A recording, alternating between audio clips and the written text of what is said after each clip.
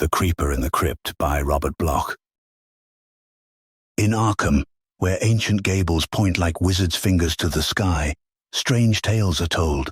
But then, strange tales are always current in Arkham. There is a tale for every rotting ruin, a story for every little corpse-eye window that stares out at the sea when the fog comes up. Here, fantastic fancy seems to flourish, nourished at the shriveled witch-paps of the town itself, sucking the graveyards dry of legend and draining at the dark dugs of superstition. For Arkham was a queer place once, abode of witch and warlock, familiar and fiend.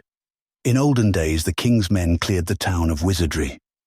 Again in 1818, the new government stepped in to destroy some particularly atrocious boroughs in and about some of the more ancient houses, and incidentally, to dig up a graveyard better left untouched. Then, in 1869, came the great immigrant panic in Old Town Street, when the mouldering mansion of Cyrus Hook was burned to the ground by fear-crazed people. Even since then, there have been scares. The affair of the witch house and the peculiar episodes attendant upon the fate of certain missing children at All Hallows Time have caused their share of talk. But that isn't why the G-men stepped in. The federal government is usually uninterested in supernatural stories. That is, they were, up to the time I told the authorities about the death of Joe Righetti. That's how they happened to come. I brought them. Because, you see, I was with Joe Righetti just before he died, and shortly after. I didn't see him die, and I'm thankful for that. I don't think I could have stood watching if what I suspect is true. It's because of what I suspect that I went to the government for help. They've sent men down here now to investigate, and I hope they find enough to convince them that what I told them is actual fact. If they don't find the tunnels, or I was mistaken about the trapdoor, at least I can show them Joe Righetti's body. That ought to convince anybody, I guess. I can't blame them for being skeptical, though. I was skeptical myself once, and so were Joe Righetti and his mob, I suppose.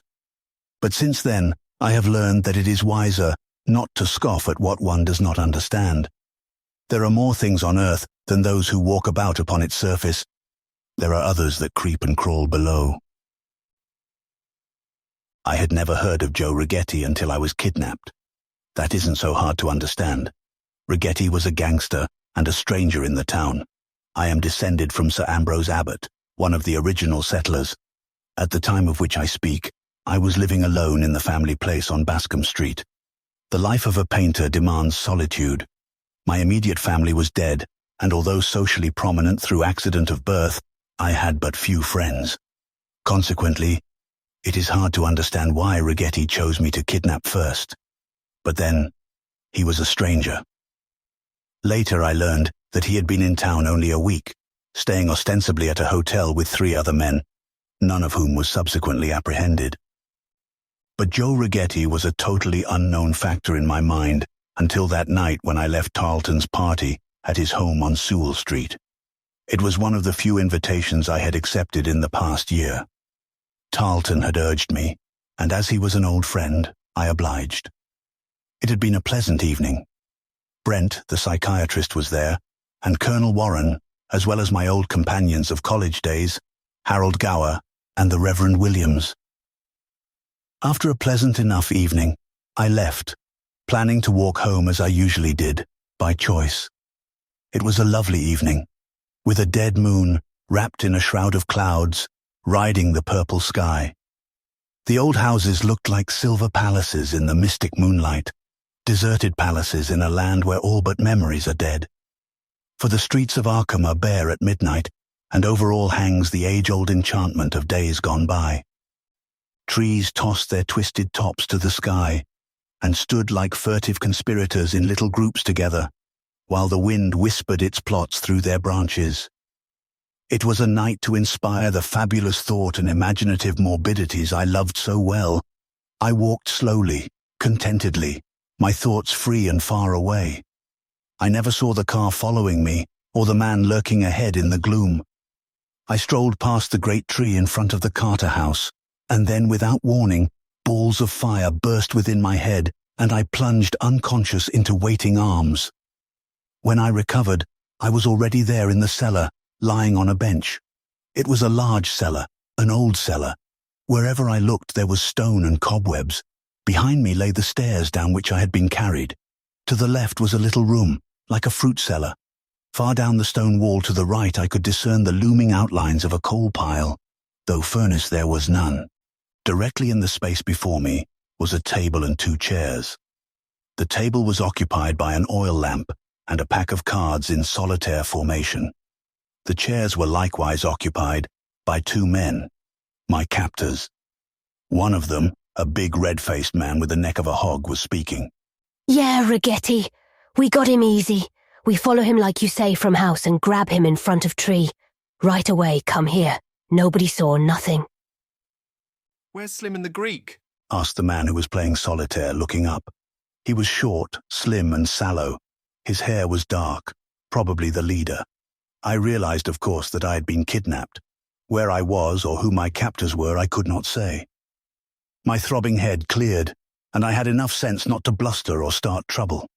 These weren't local men, not with those clothes, and there was an ominous bulge in the dark man's coat pocket. I decided to play possum and await developments. The hog-necked man was replying to the other's question. "I tell Slim and Greek to go back to hotel with car. Just like you say, boss." "Good work." "I do my best for you, Joe Rigetti." "Yeah, sure. I know you do. Just keep it up and we're going to be all set, see? Once I put the snatch on a few more of these birds, we'll clean up. The local coppers are all stiffs, and as soon as I get a line on some more of these old families, we'll be taking in the dough regular." "I beg your pardon," I said. "Oh, awake, eh?" "Glad to hear it. Sorry the boys had to get rough, mister. Just sit tight and everything's going to be swell." "I'm glad to hear that," I replied sarcastically. "You see, I'm not accustomed to being kidnapped." "Well, let me handle it. I'll show you the ropes." "Thanks," I retorted. "You already have." And I pointed to the ones that bound my hands and feet. "Sense of humor, eh? Okay, hope your friends come across with the dough after they get this letter I wrote.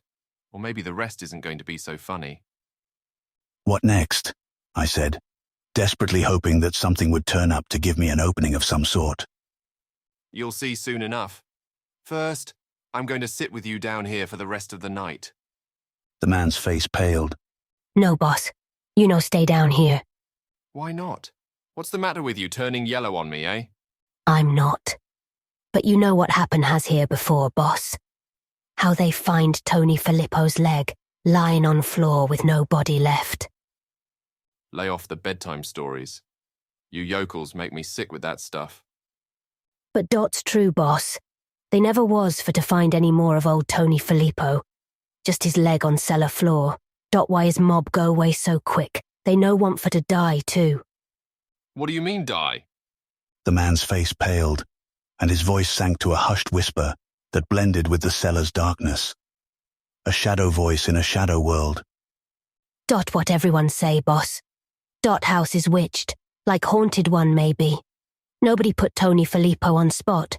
Dot fella he too damn smart guy. But he sit all alone here one night and something come up from earth and swallow him, all but leg." "Will you shut up? That's a lot of hooey. Some wise guy put the heat on Filippo and got rid of the body.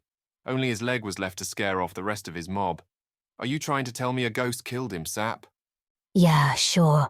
No man killed Tony, not like you say anyhow. Find leg all right, but all over his lot blood on floor and little pieces skin. No fella kill man like Dot, only spirit. Vampire, maybe." "Nuts." "Maybe so, but look, here is blood." And the man pointed a stubby finger at the floor and cellar wall to the left. Rigetti followed it with his gaze. There was blood, all right. Great rusty blobs of blood, spattered all over the floor and wall like the pigments on the palette of a mad painter. "No man kill odder fella like Dot. Not even axe make such mess. And you know what fellas they say about Filippo's leg? Was all full of tooth marks." "Right. And the rest of his gang did get out of here pretty fast after it happened. Didn't try to hide the body or do anything about it. But that doesn't prove any baloney about ghosts or vampires. You've been reading too many bum magazines lately." He laughed. "What about Iron Door?" Grumbled the man accusingly, his red face flushing. What about iron door back of coal in coal pile, huh? You know what fellas down by Black Jim's place say about house with iron door in cellar? Yeah. You no look by iron door yet, boss. Maybe you find something behind door yet, like fellas say. Dot where Ting Dot got Filippo came from. Dot where it hide. Police they not find door either when they come. Just find leg and blood and shut up house. But fellas know. They tell me plenty about house with iron door in cellar. Say it bad place from old days when witch fellas live here. It lead to hill back of house, cemetery maybe. Perhaps Dot's why nobody live here so long, afraid of what hides on other side of door. What come out and kill Tony Filippo. I know about house with iron door in cellar, all right. I knew about the house too. So that's where I was at, in the old Chambers house on Pringle Street. Many a story I've heard from the old folks when I was a boy about the old man, Ezekiel Chambers, whose wizard tricks bequeathed him such an unsavory reputation in colonial days. I knew about Jonathan Dark, the other owner, who had been tried for smuggling just before the terrible days of 1818, and the abhorrent practice of grave robbing he had been said to pursue in the ancient cemetery, directly behind the house, on the hill. Many peculiar rumors were circulated about the mouldering house with the iron door in the cellar at this time, about the door particularly, which Dark was said to use as a passageway for bringing his stolen cadavers back to dispose of. It was even claimed that the door had never been opened when Dark was tried, because of his astounding and hideous claim that the key which locked it was on the other side.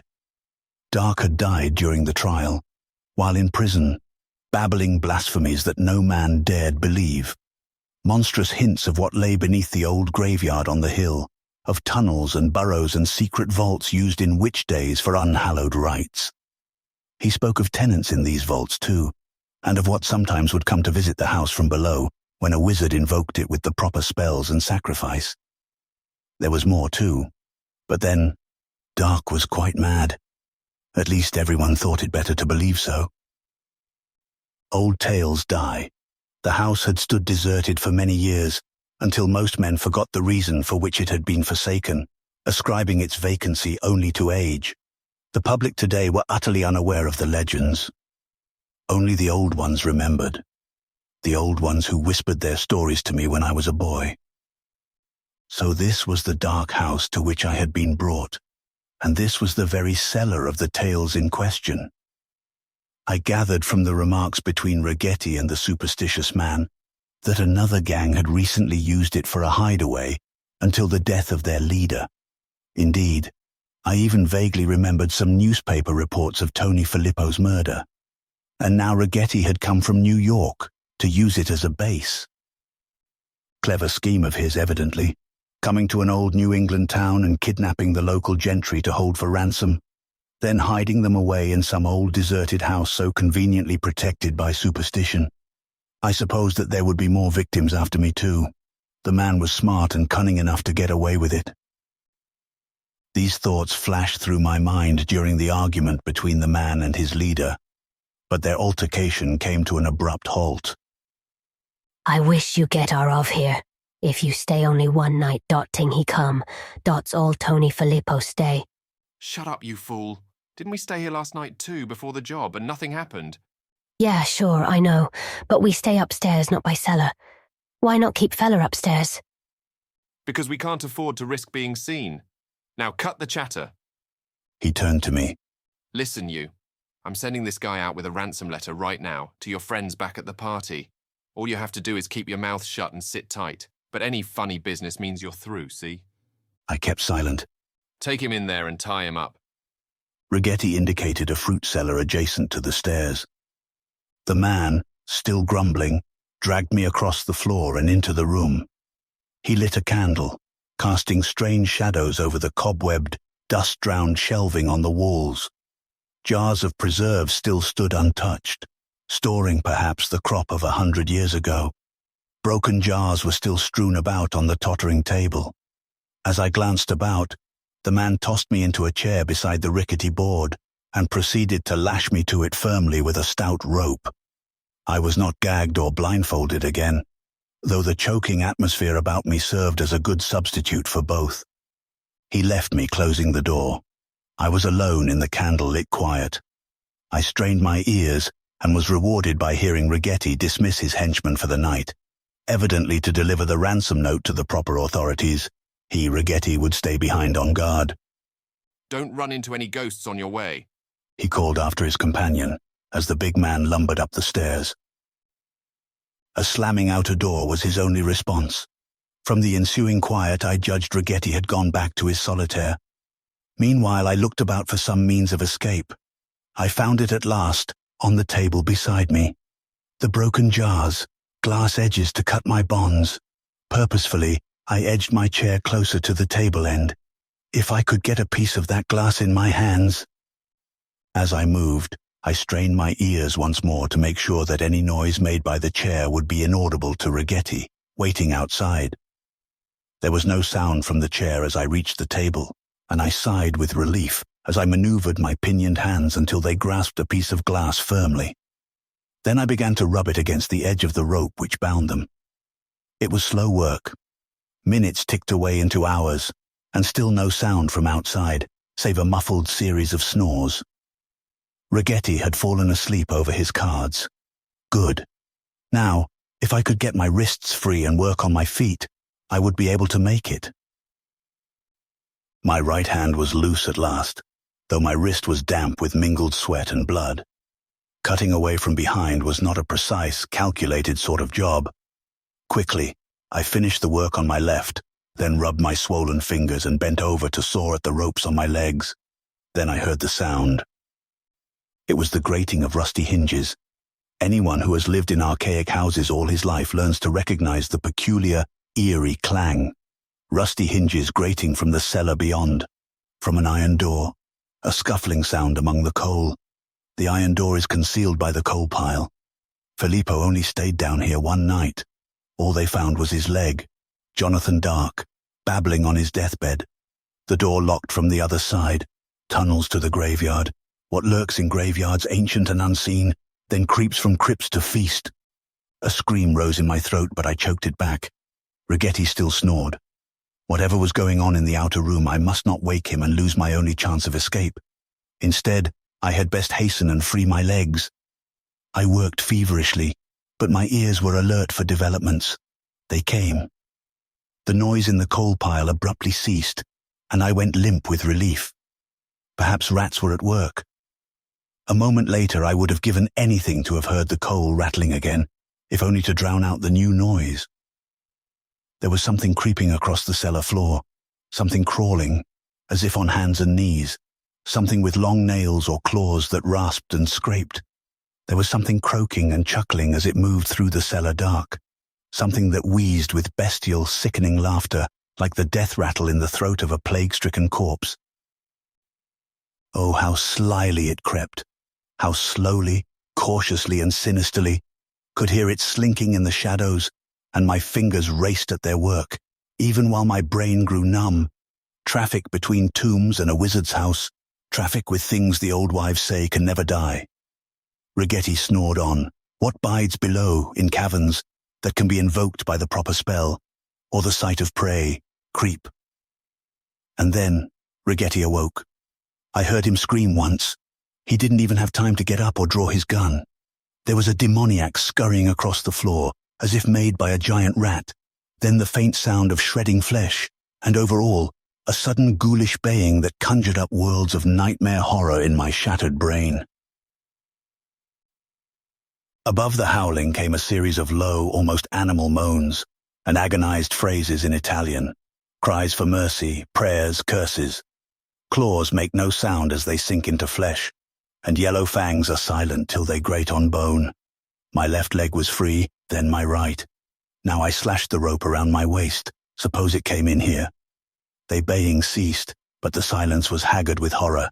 There are some banquets without toasts. And now, once again, moans. My spine shivered. All around me the shadows grinned, for outside was revelry as in the olden days. Revelry and a thing that moaned and moaned and moaned. Then I was loose. As the moaning died away in the darkness, I cut the final strands of rope that bound me to my chair. I did not leave at once, for there were still sounds in the other room which I did not like, sounds which caused my soul to shrivel and my sanity to succumb before a nameless dread. I heard that pawing and padding rustle along the floor, and after the shrieking had ceased, a worse noise took its place, a burbling noise, as if someone or something was sucking marrow from a bone, and the terrible clicking sound, the feeding sound of gigantic teeth. Yes, I waited until the crunching had mercifully ceased, and then waited on until the rustling slithered back into the cellar and disappeared. When I heard the brazen clang of a rusty door grate in the distance, I felt safe. It was then that I left at last, passing through the now deserted cellar, up the stairs, and out unguarded doors into the silver security of a moonlit night. It was very good to see the streetlights again and hear the trolleys rumble from afar. My taxi took me to the precinct station, and after I had told my story, the police did the rest. I told my story, but I did not mention the iron door against the hillside, that I saved for the ears of the government men. Now they can do what they like about it, since I am far away. But I did not want anybody prying around too closely to that door while I remained in the city, because even now I cannot, dare not, say what might lurk behind it. The hillside leads to the graveyard, and the graveyard to places far beneath, and in olden days there was a curious traffic betwixt tomb and tunnel and a wizard's house, traffic not confined to men alone. I'm pretty positive about all this too, not alone from the disappearance of the Filippo gang, or the wildly whispered tales of the common man, not alone from these, but from a much more concrete and ghastly proof. It is a proof I don't care to speak about even today, a proof that the police know, but which is fortunately deleted from newspaper accounts of the tragedy. What men will find behind that iron door I will not venture to say, but I think I know why only Filippo's leg was found before.